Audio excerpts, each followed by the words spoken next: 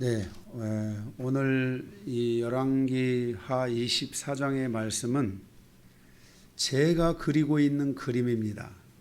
그래서 여러분들이 이 그림에 함께 여러분들이 느끼실 수 있기를 바라고, 저의 그림이 어떤 부분은 이 시대 역사에 대한 어떤 부분은 바뀔지도 모르겠어요. 그거는. 그런데 현재로서는 제가 요한계시록에서도 이런 그림들을, 이 미래에 있을 그림들을 여러분들에게 말씀해 드렸고, 현재로서는 저의 그림이 바뀌지 않고 제가 그 그렸던 그림들을 따라서 가고 있습니다. 그래서 오늘은 여러분들이 성경과 역사, 앞으로 있을 이 모든 시대의 역사를 큰 그림 안에서 함께 보면서 우리가 이 오늘 말씀의 강해를 우리가 함께 나누도록 하겠습니다. 그래서 여러분들이 그 큰 그림을 한번 여러분들도 같이 그리면서 함께 은혜 받는 시간이 되기를 원합니다.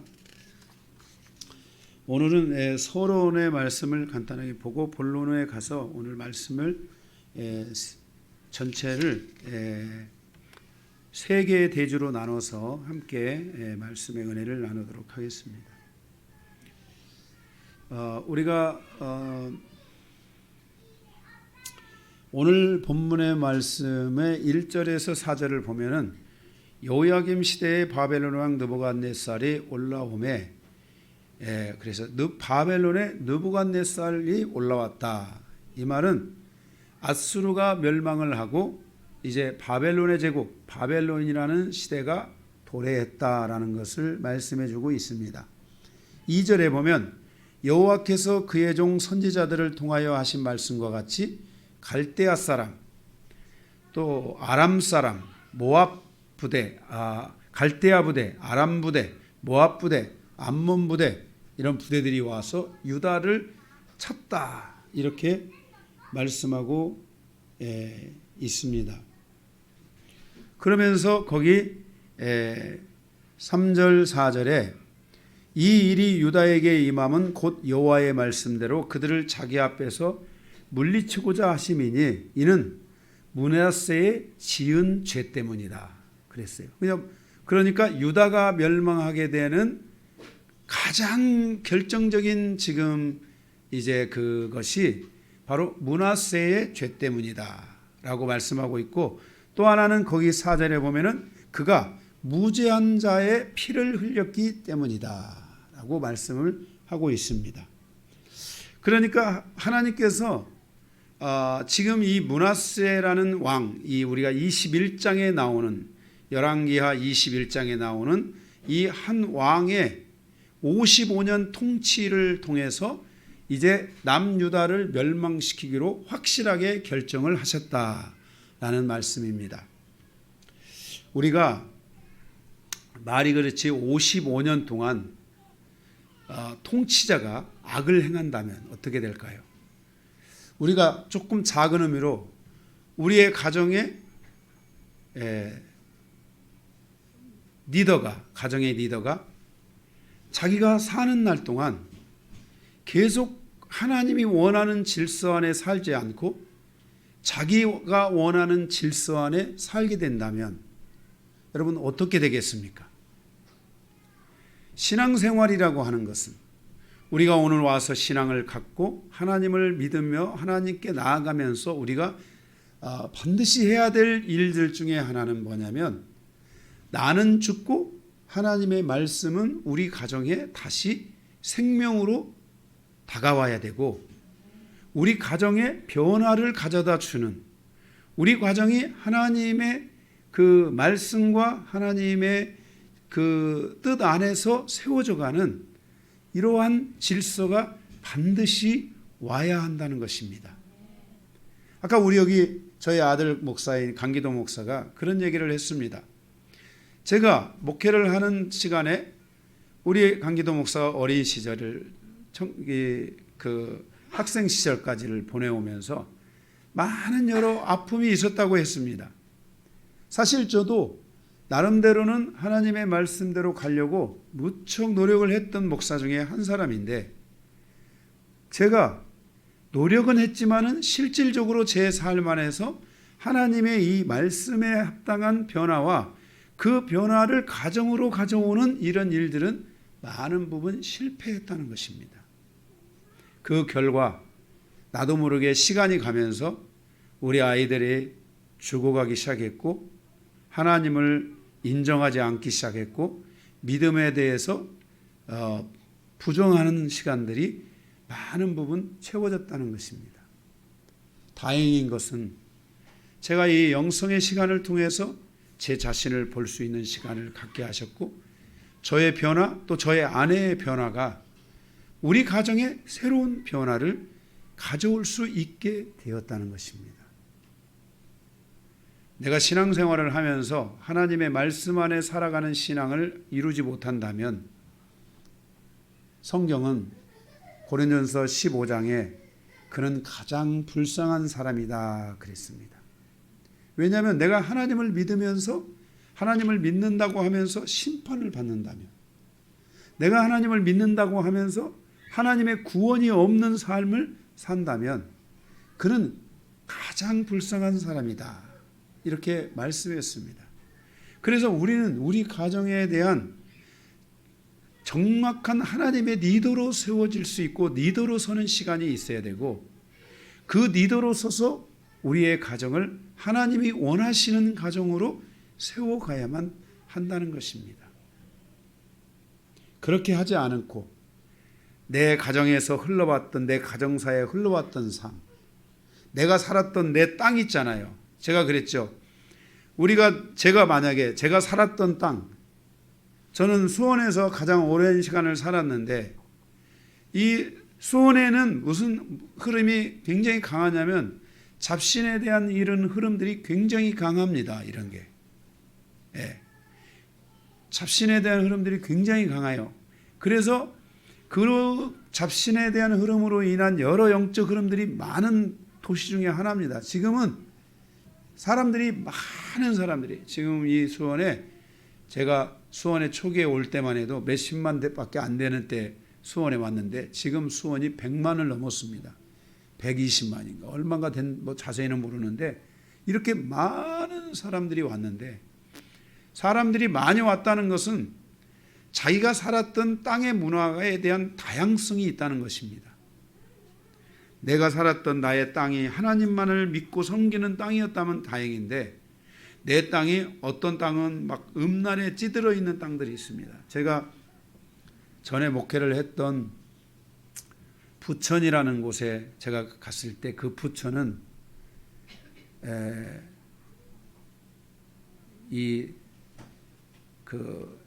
실패와 상처로 인한 음란이 강한 도시였습니다.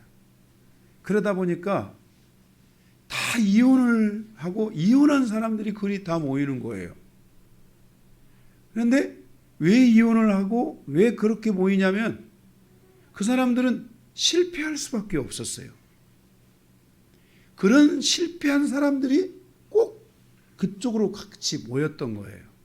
그래서 모여서 거기서 사람들이 이런 그 서로에 대한 이간이 강하고 서로에 대한 미움들이 많고 서로에 대한 이런 배반 이런 것들이 굉장히 강한 곳 중에 하나예요. 그래서 거기에서는 서로가 이렇게 하나 되는 것이 아니라 자꾸만 갈라지는 이런 일들이 많은 도시 중에 하나였어요. 만약에 그런 곳에서 내가 10년을 살고 20년을 살고 30년을 살았다고 생각해 보세요. 나도 모르게 늘 서로 이간하는 거 배우고 서로 늘 분리하는 거 배우고 서로 늘 싸우는 거 배우고 서로 늘 미워하는 거 배우고 그런 거 배우지 않겠습니까? 그런 것을 늘 배웠던 사람들이 자기의 삶에 있어서 그런 상황에서 살았던 사람들이 그런 것에 몸에 배어있는 사람이 신앙생활을 하면 이제는 하나님의 말씀을 통해서 변화가 돼야지 우리 가정이 그렇게 변화된 가정이 되지. 변화되지 않으면 나도 모르게 내 언어, 나의 행위, 내 행동이 내가 누가 시키지 않았는데도 나도 모르게 그대로 내가 그렇게 살고 있는 거예요. 그러니까 부부간에 그런 부분들이 자꾸 많아지게 되고 그런 것들에 대해서 자녀들이 자기도 모르게 인격화되고 배우기 시작하는 거예요. 이러한 흐름을 우리가 신앙생활을 하면서도 여전히 가지고 있다면은 이러한 삶은 우리 안에 바로 계속 그 악이 연장되어지고 그런 안 좋은 땅의 흐름들, 안 좋은 영적인 흐름들이 계속해서 우리의 가정 안에 계속 맴돌고 존재하면서 하나님이 원하시는 삶을 살 수 없게 된다는 거예요. 그런데 이런 삶을 하나님이 원하지 않는 이런 삶을 므낫세가 55년을 그 통치를 한 거예요. 그냥 단순히 한 가정의 리더가 아니라 그 나라와 도시를 백성을 다 통치하고 다스리는 삶을 산 거예요. 그 삶으로 인해서 그 땅은 아모리 족속보다도 더 악한 자들이 되었다라고 그 열왕기하 21장 10절에서 15절에 말했어요. 이 아모리 땅보다도 더 악했다라는 것은 가나안 땅을 말하는데 이스라엘이 현재 살고 있는 팔레스타인 그 땅이 있잖아요. 가나안 땅이 현재. 그 땅에 아모리 족속이 너무나 많은 죄를 지어가지고 하나님께서 그들을 구속해서 뽑아내신 거예요. 뽑아서 그들을 죽이거나 몰아내셨어요. 왜냐하면 너무 악해가지고 그들의 그 악함이 주변에 너무 많은 악의 영향력을 끼치다 보니까 사람들이 다 악해지는 거예요. 그래서 하나님이 그들을 거기서 뽑아가지고 그들을 죽이거나 나는 대로 보내버리시고 그 땅에 하나님께서 아브라함을 통해서 그 가나안 땅을 이스라엘이라는 나라의 땅으로 하나님이 주신 거예요. 그런데 그 아모리보다도 누가 더 지금 악한 거예요? 이스라엘이 더 악하게 되었다는 거예요. 그러니까 하나님께서는 이제는 누구를 뽑아내셔야 되는 거예요? 누구를 쳐야 돼요? 하나님은 믿는 자나 믿지 않는 자나 모든 사람에게 하나님은 공평하신 하나님이세요.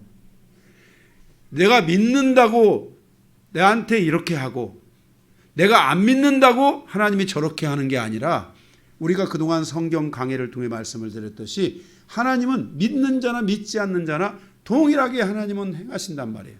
그래서 하나님께서 이스라엘을 거기서 이제는 뭐예요? 다 죽이거나 몰아내시는 작업을 하고 있는 것이 북이스라엘의 멸망이고 남유다의 멸망이라고 한다는 것을 기억해야 돼요. 여러분이 이 큰 그림을 반드시 가지고 있어야 돼요. 하나님께서 나에게 이 가정을 주신 것은 하나님의 새로운 역사를 위해서 나에게 이 가정을 믿음의 가정으로 세워주신 것이구나. 리더의 위치에 있는 내가 변화해야 되겠구나. 내가 하나님의 말씀을 따라 변화해야 되겠구나.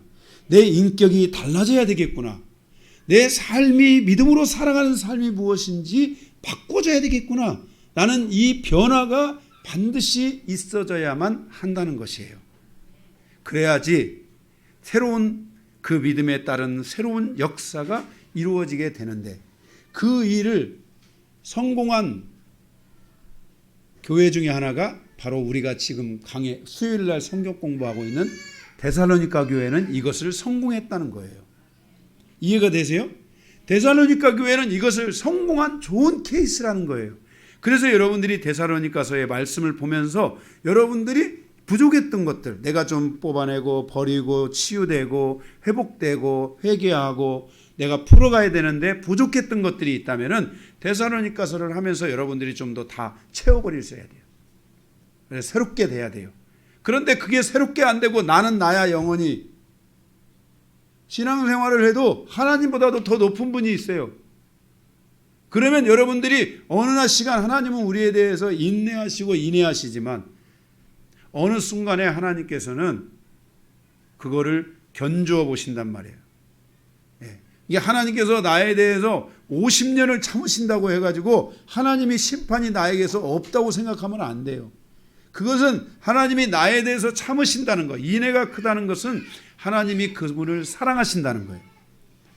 이 사랑하시기 때문에 지금 하나님이 인내하고 계시는 거예요. 하나님이 그를 긍휼히 여기시는 거예요. 그 사랑을 하시기까지는 분명히 하나님이 사랑할 수밖에 없는 누군가가 있어요. 누군가가 그 영혼을, 그 가정을, 그 심령을 붙잡고 있는 거예요. 그래서 하나님이 그 사랑의 끈을 끊을 수가 없어요. 지금은 그래서 구원의 날이요, 은혜 받을 때인 거예요. 여러분들이 많은 은혜 받고 말씀을 여러분들이 100% 소화하는 능력들을 가지면 좋아요. 즉각적으로 기도하라면 기도하고, 예? 아멘? 버리라면 버리고, 엎드리라면 엎드리고, 예. 강영환 목사가 2번, 3번 말하지 않고 큰 소리로 하지 않아도 기도하세요.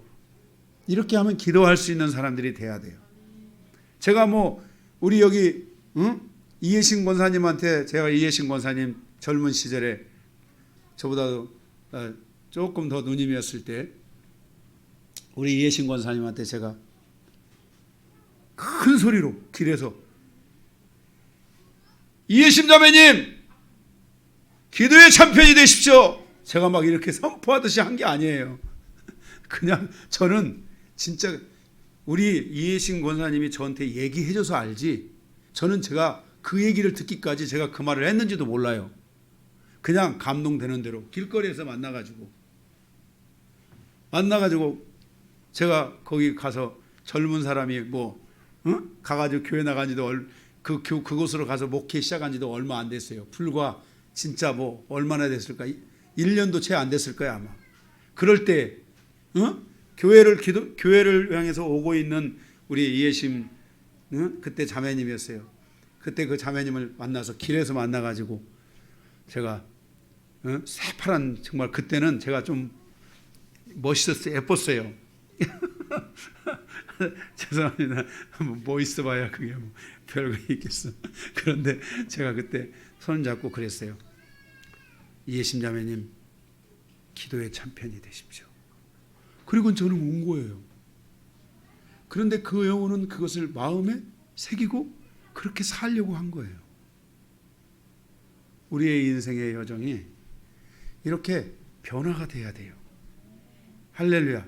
그러면 소망이 있어요.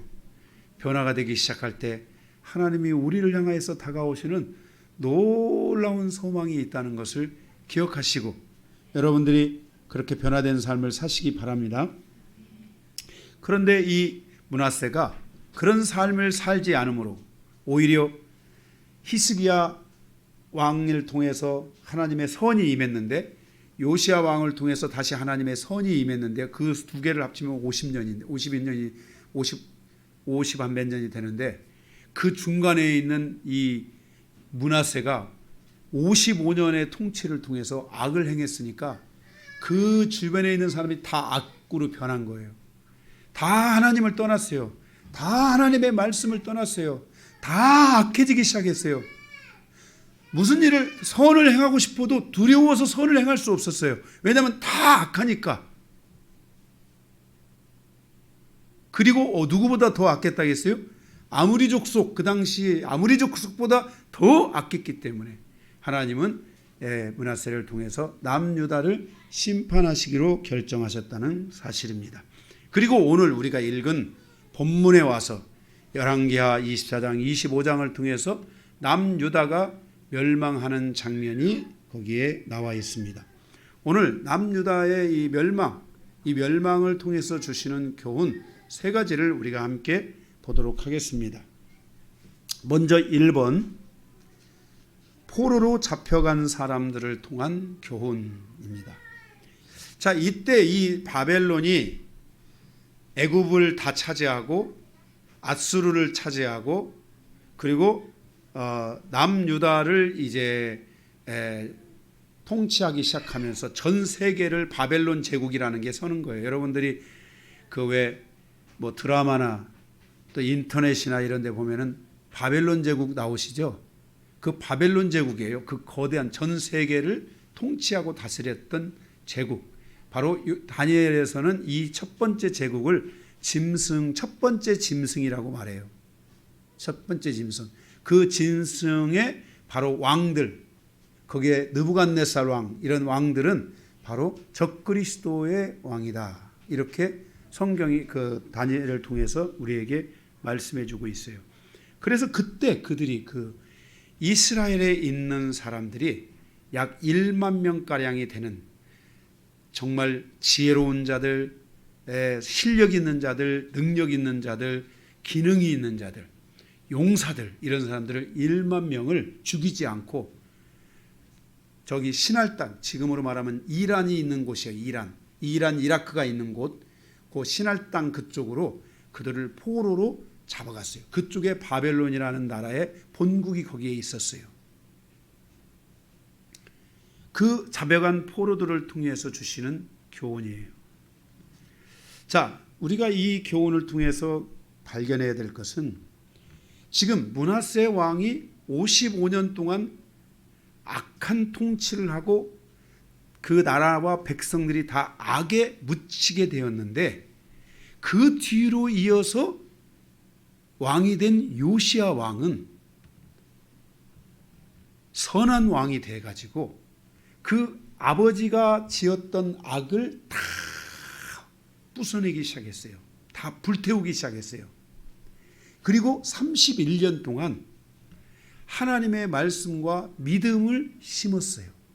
그러니까 보세요.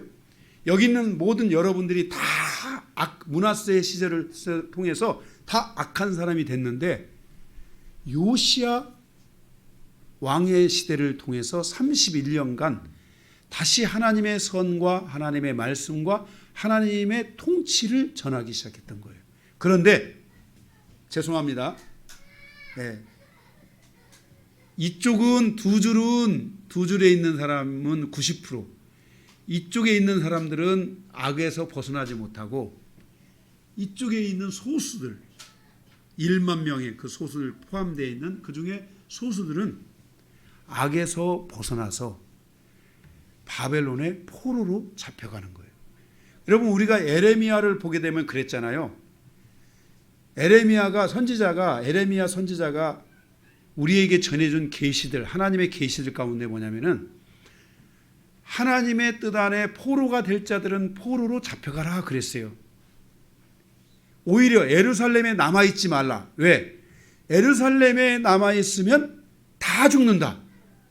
그래서 실제 그 예루살렘을 중심으로 해서 그곳을 3년 동안 바벨론이 그것을 애워싸 가지고 그들이 거기서 다 굶어 죽는 장면들이 나오잖아요. 그렇죠? 역사에 보면 나오죠. 그런데 포로로 잡혀간 사람들만 사는 거예요. 그래서 에레미야가 미리 예언을 한 거예요. 네가 의롭게 살겠다고 포로가 되는 것을 거절하지 말고 하나님의 뜻이 포로가 되는 것이다. 그러니 너는 포로로 잡혀가라 해서 하나님의 뜻을 딱 전해주자. 여기 한 명 어디 하나졌어. 지금 의로운 백성이 하나가. 그 의로운 자들만 살아난 거예요. 그들 중에 우리가 잘 아는 다니엘의 세 친구가 그때 포함됐던 거예요. 이들 다니엘과 이 친구들, 그 포로로 잡혀간 그들은 요시야 왕의 개혁을 통해서 변화된 사람이에요. 믿음의 삶으로 돌아선 사람들이에요. 하나님을 의지하고 하나님을 믿는 삶으로 악에서 떠나 하나님의 의, 하나님의 선으로 돌아선 사람들이 바로 포로로 잡혀간 사람들인 거예요. 바로 그들 가운데 다니엘은 하나님께 대한 믿음이 투철했고 지혜가 있는 사람이었다는 것을 우리에게 말씀하여 주고 있습니다. 그래서 다니엘을 통해서 하나님께서 뭘 보여주셨냐면은 바로 바벨론은 내가 말하는 첫 번째 짐승이다. 다시 말해서 적그리스도의 나라다. 이렇게 하나님께서 말씀을 하시는 것이에요. 요시야 왕 31년간의 통치는 믿음의 사람들을 만들어내는데 성공합니다. 그 결과 사단에게 무릎 꿇지 않는 믿음의 사람들이 만들어져 만들어지게 됩니다. 하나님의 자녀들은 어떤 고난 속에서도 자신의 믿음을 지킬 수 있는 그 믿음을 만들어 가야 합니다. 그러한 믿음을 하나님의 말씀을 통해 계속해서 우리가 믿음을 만들어가는 시간들이 있어야 됩니다. 믿음은 하나님의 말씀을 들음으로 말미암아 더 온전해진다고 지난 로마서 말씀을 통해 말씀을 드렸습니다. 그래서 자기의 믿음을 지킬 수 있어야 됩니다. 믿음의 세대로 설 수 있어야 됩니다. 믿음의 세대들이 우리의 시대 속에서 사라질 때 하나님의 말씀의 계시도 하나님의 영광도 모든 것들이 다 사라집니다. 그러한 시대는 암흑기라고 합니다. 여러분, 하나님의 말씀을 통해 변화되는 시대, 믿음의 세대로 세워가는 시대가 있다는 것, 그러한 그 흐름이, 영적 흐름이 존재한다는 것은 그 시대에 대한 하나님의 긍휼이라는 것을 기억해야 됩니다. 그런 시대, 의인의 세대가 없고 믿음의 세대가 없으면 그 시대가 암흑시대인데, 성경에는 암흑시대가 한 번 오면 그 시대가 길어집니다. 우리가 첫 번째 성경상에 근대화에 걸쳐서 근대화, 고대로부터 첫 번째 암흑시대가 어떤 시대냐면 BC 400년부터 예수 그리스도가 이 땅에 오시기 전까지 400년의 시간을 바로 영적 암흑기라고 말합니다. 이때 세상은 종말의 시간까지 가는 모든 시스템을 구축합니다. 헬라의 문학, 헬라의 철학, 헬라의 의학, 헬라의 모든 그 교육학, 이런 것들이 바로 BC 400년부터 예수 그리스도가 오시기 전까지 바벨론의 그 헬라의 문명으로부터 로마의 문명이 시작되는 그 기간까지 바로 세상의 모든 시스템이 그때 구축됩니다. 이때가 바로 하나님의 말씀이 암흑기였습니다. 하나님의 말씀이 드러나지 않는 시대였습니다.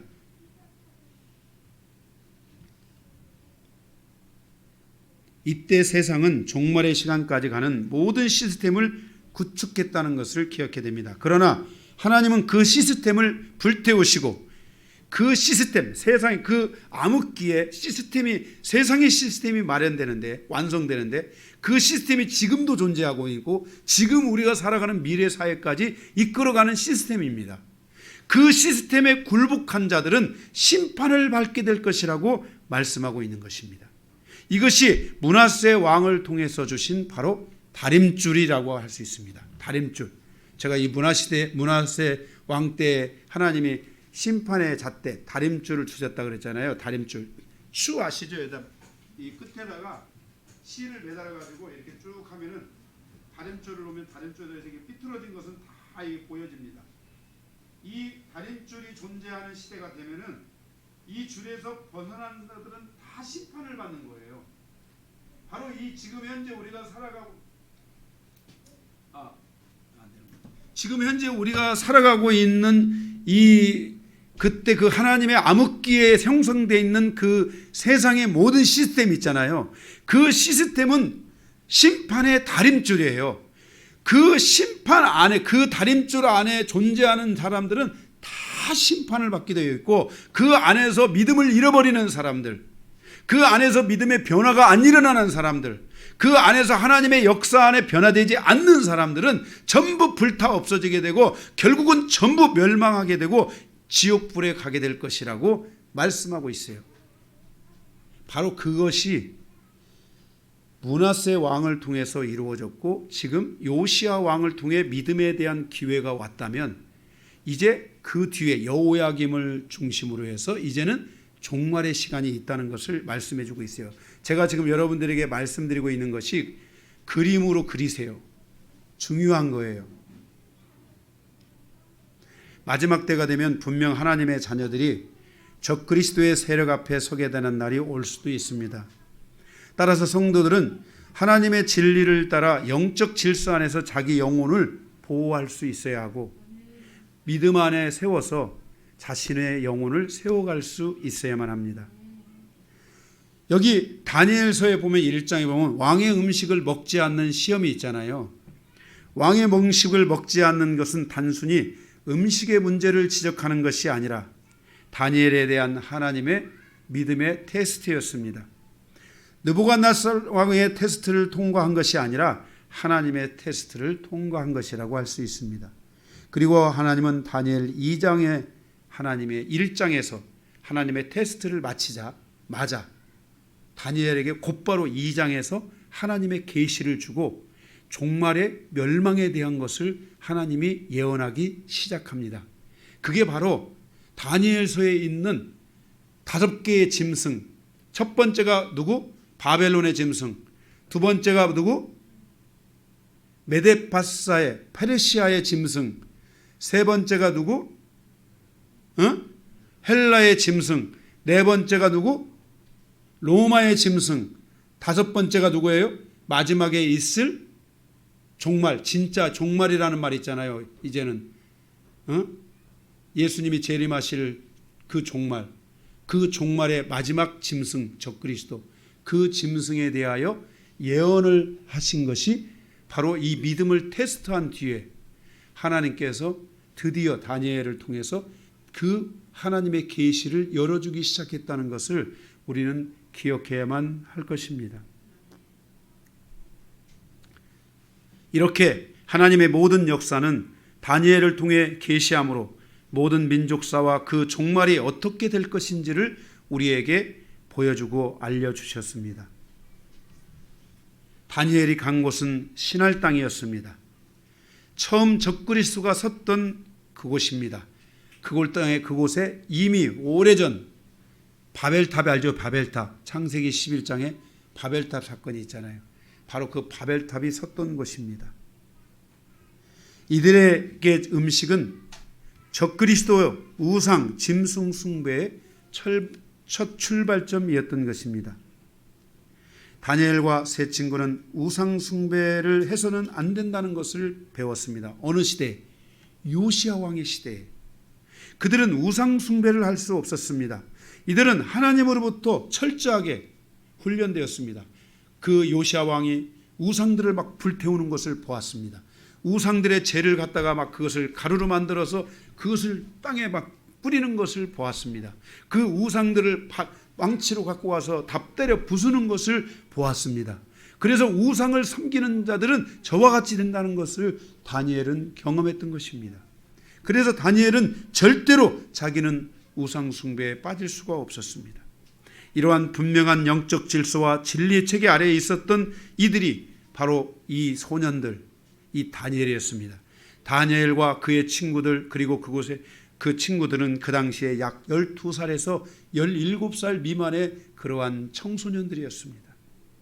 그러나 이들은 바로 그 우상을 섬기지 않기 위해서, 그런 우상 숭배에 빠지지 않기 위해서, 그 뒤에 하나님께서 다니엘에게 계시를 통해서 알려줘서 그렇지, 알려주기 전까지만 해도 그들은 지금 적그리스도라는 것을 몰랐습니다. 그들은 짐승이라는 것을 몰랐습니다. 그런데 다니엘과 그의 친구들은 믿음을 통해서 그걸 거부했고, 그리고 하나님께서 계시를 통해 그들이 결국 짐승의 나라요 짐승이라는 것을 알려주게 되는 것입니다. 이렇게 다니엘의 그 시대에 다니엘이 포로로 잡혀가서 이 우상과 싸우고 자기의 믿음을 통해서 믿음을 지켜가는 이 과정 하나하나는 바로 우리에게 매우 중요한 것을 가르쳐주고 있습니다. 우리는 지금 마지막 시대를 살아간다라고 감히 말씀드릴 수 있습니다. 다니엘 시대에 있었던 일들이 지금도 동일하게 있을 수 있다는 것을 알아야 합니다. 정말 이 시대의 그리스도인들은 진리 앞에 당당하게 세워져 가고 있는가? 분명한 진리를 따라서 가고 있는가? 나의 믿음이 견고하게 세워져 가고 있는가? 우리가 이것들을 돌아보는 것이, 우리가 이 세상에서 성공하고 이 세상에서 위대한 삶을 사는 것보다 더 중요한 것이 바로 우리가 믿음을 지켜가는 것이라는 것을 기억해야 합니다. 왜냐하면 이 세상은 언젠가 반드시 불타 없어질 것이고, 이것은 언젠가 다시 재가 되어 다시 그 땅에 뿌려져야 될 것들이라는 것을 우리는 반드시 기억해야만 할 것입니다. 이것이 바로 포로로 잡혀간 사람들을 통한 교훈, 첫 번째 포로로 잡혀간 사람들을 통해서 주시는 교훈입니다. 두 번째, 2절 종말에 일어날 세력들. 2절을 보겠습니다. 여호와께서 그의 종 선지자들을 통하여 하신 말씀과 같이 갈대아의 부대, 아람의 부대, 모압의 부대, 암몬 자손의 부대. 자, 이 유다 하나를 치기 위해서 세계 각국의 무시무시한 세력들이 연합을 해서 결국 예루살렘을 치러 오는 것을 보게 됩니다. 이들을 통해 유다가 무너질 것을 말씀하고 있습니다. 이들의 세력은 누구인가? 갈대아 사람, 갈대아 부대, 아람의 부대, 모압의 부대, 암몬의 부대는 누군가? 이들은 전부 지금의 아랍 국가들입니다. 아랍 국가 아시죠? 중동 지역에 가면 아랍 국가. 제가 성교순례 가서 다 그곳을 돌아서 보고 그렇게 왔는데 이들은 바로 아랍 국가입니다. 이들이 종말에 일어날 세력들일 수 있습니다. 유럽 국가들이 연합하는 것처럼 이들이 연합할 수도 있다는 것을 기억해야 돼요. 이들은 전부 12명의 형제로 이루어져 있는 아랍 국가입니다. 또한 아랍의 어떤 지도자들을 통해서 아랍 국가들이 통일될 수도 있습니다. 이것은 저의 가정입니다. 저의 그림입니다. 이들의 종교는 이슬람입니다. 이슬람을 종교로 삼고 있는 나라들을 보면 중동아시아, 아까 말했던 아랍 국가들, 중앙아시아, 카자흐스탄, 우즈베키스탄, 키르기스탄, 투르크메니스탄, 타지키스탄, 아프가니스탄, 파키스탄, 방글라데시, 몰디브, 말레이시아, 인도네시아 등 이런 나라들이 전부 다 이슬람 국가들입니다. 아프리카 지역으로 가면 이집트, 리비아, 알제리, 튀지니, 모로코, 모리타니, 수단, 소말리아, 지부티, 차드, 나이지리아, 니제르, 부르키나파소, 말리, 기니, 세네갈, 시에르나니오, 감비아 이런 아프리카 지역의 나라들이 전부 다 이슬람 국가들입니다.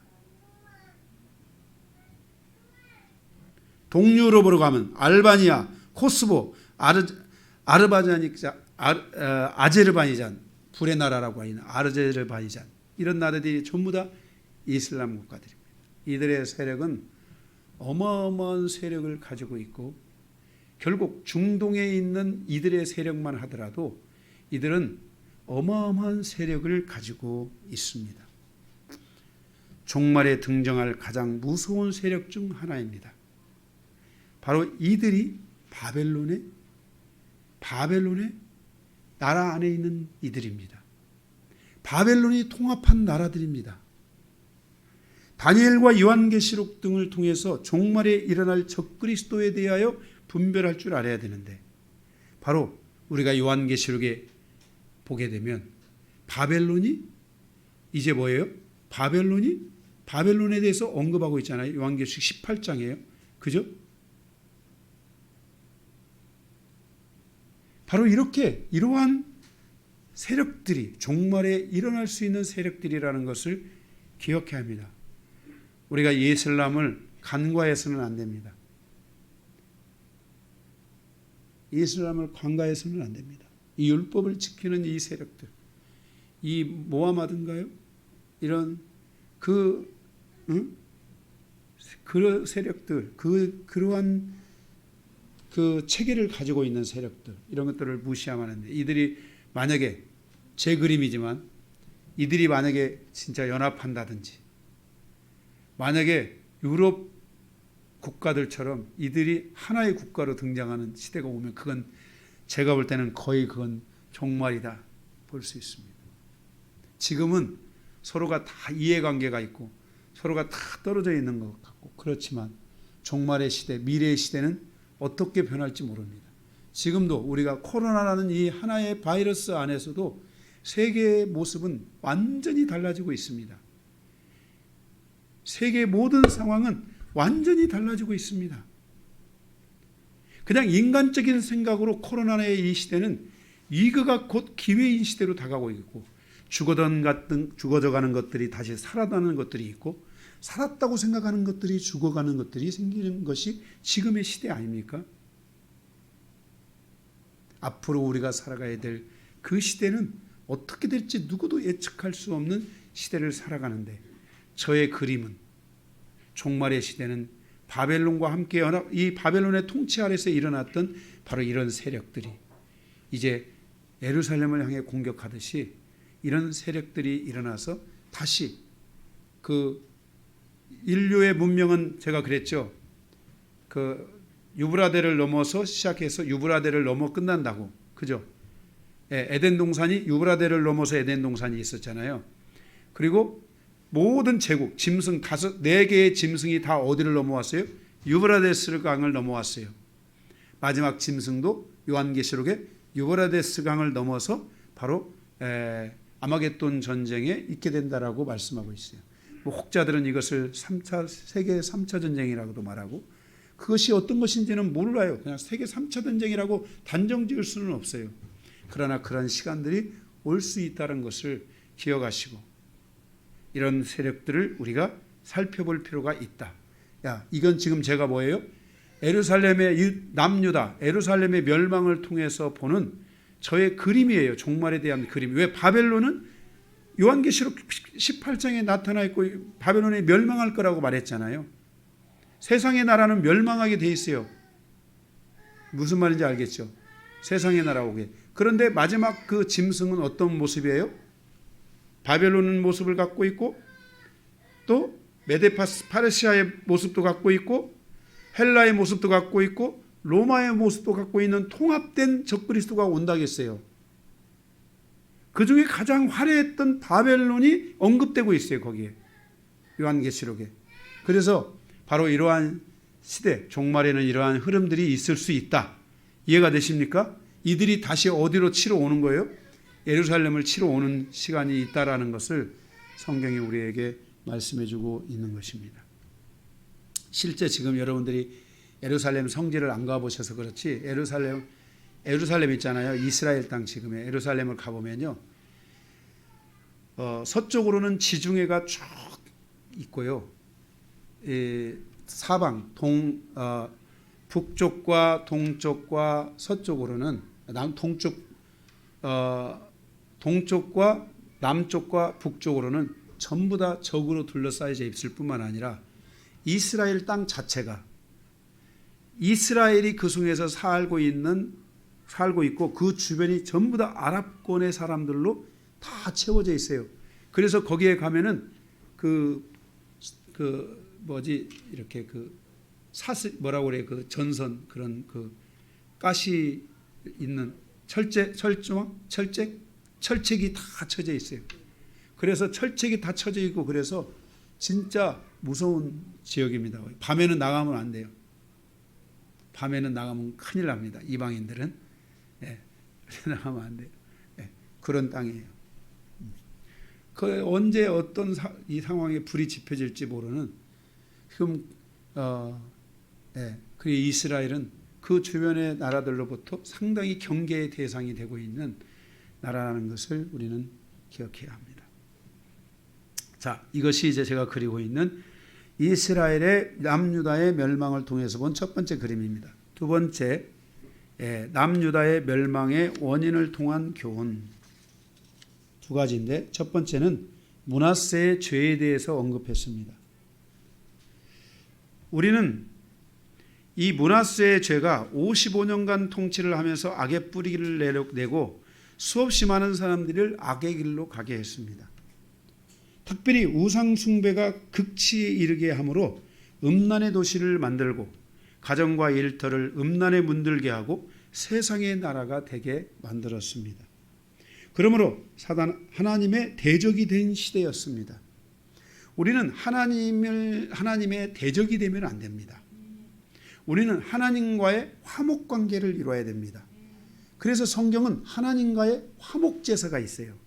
하나님과의 화목의 관계가 있어야 되고 하나님께서 예수 그리스도를 이 땅에 보내주셨을 때 예수 그리스도는 나와 하나님 사이에 화목 제물이 되어주셨어요. 그래서 우리는 하나님과 화목 관계를 이루어야 되지 하나님께 대하여 여러분이 생각할 때 우리가 사회에 대하여 사람에 대하여 자꾸 불신을 갖잖아요. 우리는 이 불신을 가질 때 내가 이 사람에 대해서 불신을 갖는다고 생각해요. 그러나 영적인 측면에서 보면은 그것은 하나님께 대한 불신이에요. 하나님과 화목하지 않기 때문에 그래요. 하나님과 화목한 사람은 다른 사람과 화목하게 되어 있어요. 여러분들이 하나님과의 사랑의 관계, 화목의 관계를 여러분들이 가져야 되고, 그 화목의 관계를 통해서 다른 사람에 대한 불신과 불신앙적 요소와 이런 것들이 있으면 안 돼요. 더군다나 가정에 들어가서는 더더욱 불신앙적인 관계들이 만들어지면 안 돼요. 그래서 우리가 하나님과의 화목하듯이 형제와의 화목하는 과정은 매우 중요한 질서라는 것을 여러분들이 아셔야 돼요. 집에 가서 그래서 여러분들이 하나님과 화목하지 않은 사람은 불신앙적인 대화들을 해요. 여러분, 우리가 가정에 가서 불신앙적인 대화들을 하면 안 돼요. 응? 특별히 막 나라를 대적해서 싸우고 막 어떤 기관을 막 대적해서 싸우고 이런 건 다 세상의 나라예요. 우리는 믿음을 선택하면서 우리의 이 중심이, 이 심령이 깨지는 게 아니라 강해져야 돼요. 뭔가 불만이 막 가득 채워지는 그런 마음이 아니라 그 불만이 5월에 그 얼음이 녹듯이 마음이 싹 녹아지는 그 삶을 향해서 가야 돼요. 그래서 부부가 서로 싸우더라도 그날 밤을 넘기지 말고 다 얼음이 녹듯이 다 녹아야 돼요. 응? 아멘? 다 녹여야 돼요. 막 꽁꽁 얼어붙으면 안 돼. 네. 할렐루야. 네. 얼어붙지 않기를 바랍니다. 두 번째로는 무죄한 자의 피를 흘렸어요.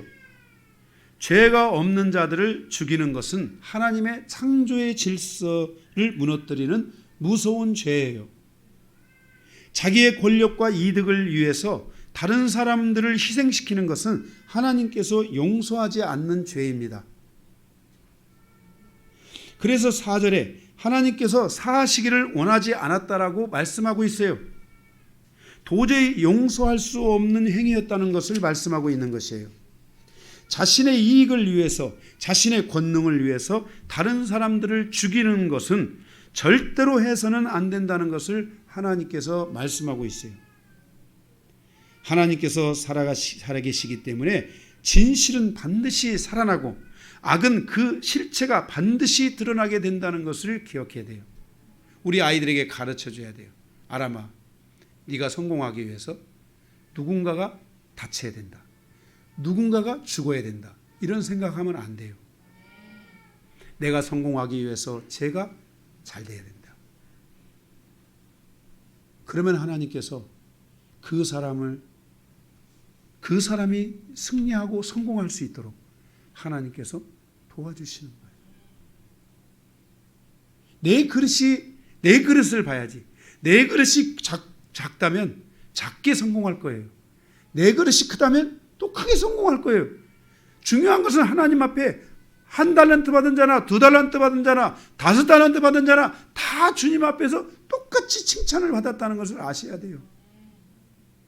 더 많이 받았다 해가지고 별 5개, 덜 받았다 해가지고 별 2개 이렇게 없어요. 하나님의 나라는 착하고 충성된 종아, 착하고 충성된 종아, 다 착하고 충성된 종이라고 말씀.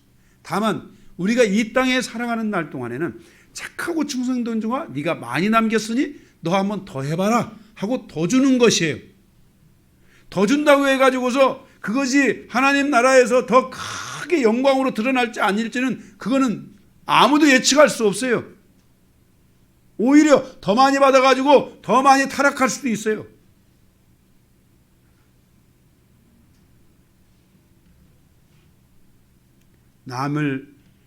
남의 자기의 권력, 자기의 영광, 자기의 그 이득을 위해 남을 희생시키고 죽이려고 하는 것, 이것은 하나님이 기뻐하지 않으세요. 이것은 반드시 드러나요. 진실은 반드시 드러나요. 속일 수가 없어요. 그리고 이것은 하나님께서 정말 용서하지 않는 죄예요. 남의 생명을 취하는 것, 죄가 없는 자들을 죽이는 것. 옛날 헬리그로버 목사님이 예루살렘 땅인가 그 땅을 돌아다닐 때 그 땅에 있는 그 무죄한 자들의 피냄새가 났다 그랬어요. 그 피들이 올라왔다. 그래서 용서를 구하고 하나님 앞에 긍휼을 구하고 예수의 보혈을 뿌려서 그 땅을 용서해달라고 기도했다. 이스라엘 땅에도 가보면 그 피냄새가 얼마나 많이 나겠어요. 우리가 아하왕 때 보면 나봇의 포도원이 있잖아요. 그 포도원을 자기 것으로 취하기 위해서 나봇과 그 가족을 다 죽이잖아요. 그런데 므낫세는 그보다도 더 아꼈던 것이에요. 우리가 이렇게 자기를 위해 남을 희생하는 이런 일들을 해서는 절대로 안 됩니다. 아멘. 이런 죄들은 하나님이 용서하지 않는 죄예요. 우리는 하나님의 말씀에 집중하고 그 말씀을 통해서 인생사를 새롭게 해석하고 그리고 하나님의 지혜가 임하도록 하며 그리고 우리는 그 말씀을 통해서 믿음의 담대함을 얻어 우리가 담대함을 가지고 나아간다면 그 사람은 반드시 승리하는 자가 될 것입니다. 할렐루야. 마지막 세 번째, 예루살렘의 멸망을 통해서 주신 계시 25장 1절에서 30절 전체입니다. 첫 번째입니다. 가로 1번 25장 1절 예루살렘의 멸망을 통한 계시. 에레미야 50장부터 부분이 나와 있어요. 에레미야 아시죠? 예. 에레미야 선지자를 통해서 바벨론의 멸망에 대해서 말씀하고 있는 것을 보게 돼요. 그러니까 예루살렘의 멸망은 바벨론을 통해서 하시지만은 결국은 누가 멸망한다? 바벨론이 멸망할 거라고 말씀하고 있어요. 바벨론의 시스템은 종말의 시간까지 이어진다고 아까도 말씀을 드렸어요. 그러나 요한계시록 18장에 바벨론의 멸망에 대해서 사도 요한이 예언하고 있어요. 여러분, 우리가 살아가는 이 시스템이 있잖아요. 세상의 이 시스템, 이 짐승의 시스템, 이거는 바로 언제 확실하게 만들어졌다고요? BC 400년부터 주님 오시려는 시즌까지 확실하게 그게 구축되고 만들어졌어요. 그러나 그 원인, 출발점들은 바벨론에서부터 시작됐던 것이에요. 이 종말의 이 시스템, 이것은 이 시스템이 많은 믿음의 사람을 죽이고 많은 믿음의 사람들을 넘어지게 할 거예요. 그러나 기억해야 돼요. 많은 믿음의 사람들을 넘어뜨렸던 그 바벨론, 그 세상은 반드시 하나님으로부터 심판을 받고 멸망을 받게 되고 완전히 불태워지고 박살나는 시간이 있다는 것을 말씀해 주고 있어요. 사도 요한을 통해서 요한계시록 18장에 그것들을 만들어주고 있어요. 그 도시는 마지막 때에 갈 때 그 도시는 음란의 도시예요. 그 음란의 큰 어미가 음란의 딸들을 도시마다 다 퍼뜨려가지고 도시가 음란화되는 시대가 온다는 것을 말씀하고 있어요. 이러한 것들을 성경이 우리에게 예언해주고 있습니다. 그래서 우리는 예루살렘의 멸망을 통한 하나님의 계시는 바벨론은 반드시 어떻게 된다? 멸망하게 된다. 할렐루야. 세상의 나라는 반드시 어떻게 된다? 멸망하게 된다. 그것을 여러분들이 꼭 기억해 주셔야 됩니다. 두 번째, 25장 9절부터 마지막 절까지인데 성전 붕괴를 통한 계시예요. 자, 이 에레미야와 에스겔 선지자는 그 당시에 동시대의 사람이에요. 이스라엘 남유다가 멸망할 때 존재했던 선지자들이에요. 그런데 이 에스겔 선지자가 성전이 제사장이면서 선지자였어요. 가문이 좋은 가문이에요. 에스겔 선지자가. 그래서 그가 이 바벨론이 와가지고 성전을 다 허무는 장면이 나오잖아요. 여기요. 다 허무는데 그 허물어지는 성전 앞에서 에스겔 선지자가 막 울어요. 울면서 하나님 어찌합니까? 이 성전이 헐어지면 우리는 어디서 하나님을 찾으며 어디서 우리의 영혼을 구원하고 어디서 이 백성이 새로운 희망과 새로운 은혜를 구할 수 있습니까? 하면서 그 성전 앞에 막 울고 있는데 에스겔 선지자에게 환상이 쫙 임한 게 바로 에스겔서예요. 우리도 에스겔을 언젠가 강해를 해야 되는데 이 에스겔은 진짜 이 환상의 세계가 너무 화려하게 열려진 내용이라 제가 어떻게 강의를 할지 모르겠어요. 그렇지만 계속해서 말씀을 그동안 우리가 강해해 왔기 때문에 하나님이 강해할 수 있도록 길을 열어줄 거라고 믿고 있습니다. 바로 그 울고 있는 에스겔 선지자에게 환상이 쫙 임하면서 하나님의 성전을 보여주세요. 그러면서 에스겔 48장 35절에 하나님의 성전을 보여주시고 난 다음에 바로 이 성전, 나는 여기에 있을 것이다. 내가 너에게 보여준 이 성전에 내가 있을 것이다. 그러면서 하나님이 주신 말씀이 여호와 삼마예요. 여호와 삼마. 네, 삼할 때, 인삼할 때 삼, 마. 마차할 때 마, 삼마, 여호와 삼마. 여호와 삼마라는 것은 하나님은 이제 여기에 계신다. 이런 뜻이에요. 하나님은 이제 거기에 계신다. 이런 뜻이에요. 하나님이 보여준 성전. 바로 하나님은 에스겔 선지자를 통해서 이제 땅에 있는 성전에 계시지 않고 하늘 성소에 계시며 우리의 마음의 성전으로 삼아서 우리의 마음에 계신다라는 것을 우리에게 예언해 주고 있는 것이 에스겔서예요. 그래서 에스겔 36장입니까? 거기 보면 하나님의 말씀을 어디에 새긴다 했어요? 우리의 마음에 새기게 된다라는 것을 말씀하여 주고 있는 거예요. 하나님이 계신 마음은 곧 하나님의 진짜 지성소가 된다. 여러분의 마음속에 하나님이 계시고 하나님의 말씀이 있잖아요. 그러면 그곳이 지성소가 돼서 마음을 통해 하나님을 만나고 하나님과 교통하고 하나님의 음성을 듣고 하나님과 함께하는 시간을 갖게 되는데 그곳이 내가 거하는 여호와 삼마, 거기가 성전이다. 그리고 너에게 진정한 성전은 바로 하늘 성소, 하늘에 있는 성전이다 하면서 요한계시록의 그 하늘 성전에 대한 것을 말씀해 주고 있는데 새 예루살렘 성을 보여주잖아요. 새 예루살렘 성의 모습은 누구의 모습이라겠어요? 기억 하나 모르겠네.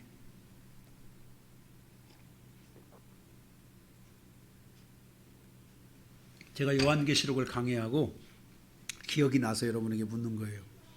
새 예루살렘 성의 모습은 누구 모습?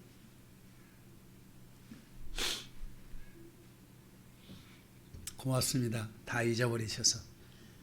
저에게도 늘 여러분들이 잊어버리셔야 제가 죽는 날까지 성경을 강해하지 않겠어요?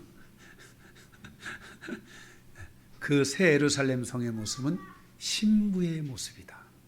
그렇게 말씀을 드렸죠. 그리고 그 신부의 모습이 어떤 모습인지 제가 여러분들에게 다 말씀을 드린 적이 있습니다. 바로 그 하늘 성소가 여호와 삼마, 내가 거기가 있는 곳이다. 그래서 성도는 하나님의 나라를 바라봐야 돼요.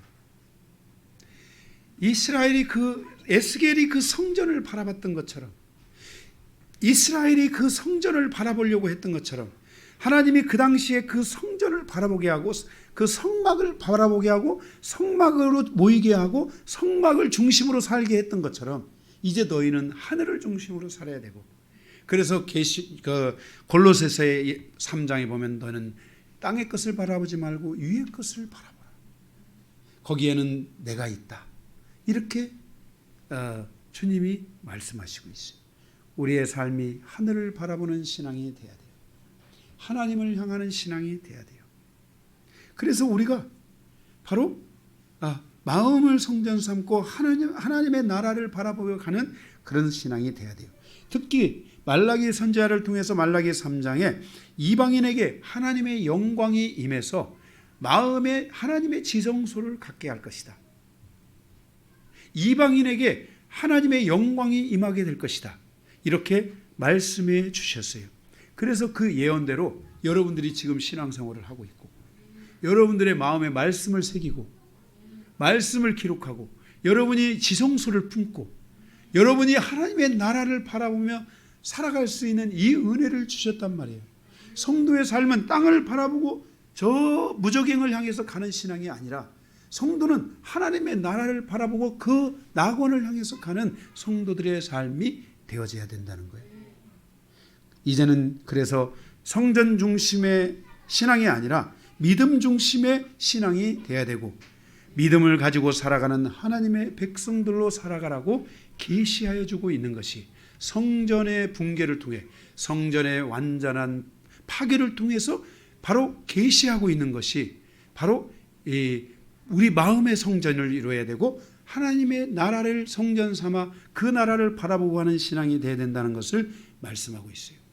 그래서 우리의 그 성전은 하나님의 나라에 갔을 때 신부의 모습으로 완성되게 된다는 것을 우리는 기억해야 됩니다. 따라서 성도는 땅을 중심으로 살아가는 것이 아니라 하늘을 중심으로 살아가는 성도가 되어야 된다는 것을 말씀하고 있습니다. 사랑하는 성도 여러분, 여러분은 이 땅에서 강건하면 70여 80의 인생, 요즘은 100세 시대를 살아가는 인생이라 해서 여러분들이 강건하면 100세까지도 살 수 있을 것 같습니다. 우리는 그렇게 살아갑니다. 그러나 우리의 인생에 그 모든 낙이 100년을 지나서 우리의 삶이 영원할 수 없고 언젠가는 우리의 인생은 다 죽음 앞에 이르게 됩니다. 저는 죽음이라는 단어를 50살 이전에는 생각해 보지 않았습니다. 제가 60이 넘어가면서 나에게도 이제 순서가 있다는 것을 알기 시작하고 느끼기 시작하고 있습니다. 우리의 인생의 여정은 영원한 것이 아닙니다. 이 땅의 것이 우리에게 영원한 것이 아니라는 것을 기억하고 우리의 인생이 더 늦어지기 전에 믿음에 무장하고 하나님의 말씀을 무장해서 우리가 이 땅에 살아가는 삶을 통해서도 하나님의 영광을 봐야 되지만 무엇보다도 우리의 마음의 영광이 임해야 되고 하나님의 나라 저 하늘 성소를 바라보며 신랑 되신 예수 그리스도가 우리를 기다리고 계심을 기억하고 새 예루살렘 성, 다시 말해서 우리는 새 신부의 모습으로 예수 그리스도를 만날 그날을 바라보며 나아가는 성도의 진정한 신앙들이 이루어져야 될 줄로 믿습니다. 열왕기 강해를 마치도록 하겠습니다.